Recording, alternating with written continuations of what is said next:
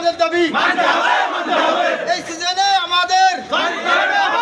ঝিনাইদহের কালীগঞ্জের মোবারকগঞ্জ চিনিকলের চাকরিতে যোগদানের দাবিতে বিক্ষোভ করেছেন চাকরিচ্যুত শ্রমিক ও কর্মচারীরা। দেশের দক্ষিণ পশ্চিম অঞ্চলের একমাত্র ভারী শিল্প প্রতিষ্ঠানটিতে চাকরিতে পূর্ণবহালের দাবিতে বিক্ষোভ করেন 120 জন চাকরিচ্যুত শ্রমিক ও কর্মচারী। সোমবার সকালে তারা মিলের ব্যবস্থাপনা পরিচালকের সঙ্গে সাক্ষাৎ করতে যান। তাকে না পেয়ে মিল চত্বরে বিক্ষোভ শুরু করেন কর্মীরা। আমাদেরকে 2023-24 মৌসুমে মাড়াই মৌসুমে আমাদেরকে মৌসুমি হিসাবে নিয়োগ দেওয়া হয়েছে। যে কদিন মিল চলে আর কি সেই কদিনের জন্য নিয়োগ দেওয়া হয়েছে। এইটা প্রায় 2009 সাল থেকে এই হাত চিঠি বা স্থানীয় ম্যানেজমেন্টের যেই মাধ্যম আছে সেই মাধ্যম দিয়ে এই নিয়োগগুলো হয়ে থাকে।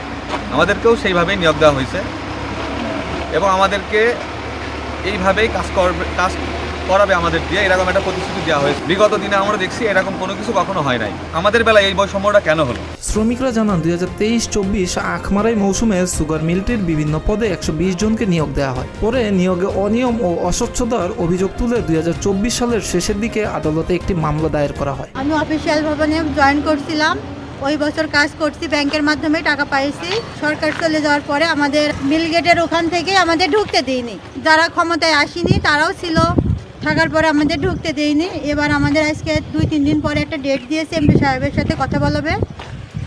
আমরা আসেছি সকাল 9টায়, কিন্তু এমডি সাহেব আগের থেকেই চলে গিয়েছে। আশ্বাস দিয়ে আজ পর্যন্ত 2 বছরের ভিতরে তারা আমাদের সাথে কোনো যোগাযোগ করে না। পরে আমরা রানিং যে সেক্রেটারি আছে তার সাথে যোগাযোগ করি, স্থানীয় নেতাদের সাথে যোগাযোগ করার পরে আমাদেরকে এমডি স্যারের সাথে আজকে দেখা করার একটা ডেট থাকে। এমডি স্যার সেই জায়গায় আমাদেরকে সেই ডেটে ডেকে নিয়ে এসে আমাদের সাথে দেখা করে না। এ বিষয়ে মোবারকগঞ্জ সুগার মিলের ব্যবস্থাপনা পরিচালক আনম জুবাইরের ব্যবহৃত মোবাইল ফোনে একাধিকবার যোগাযোগের চেষ্টা করেও তাকে পাওয়া যায়নি। মিরাজ হোসাইন, প্রতিদিনের বাংলাদেশ।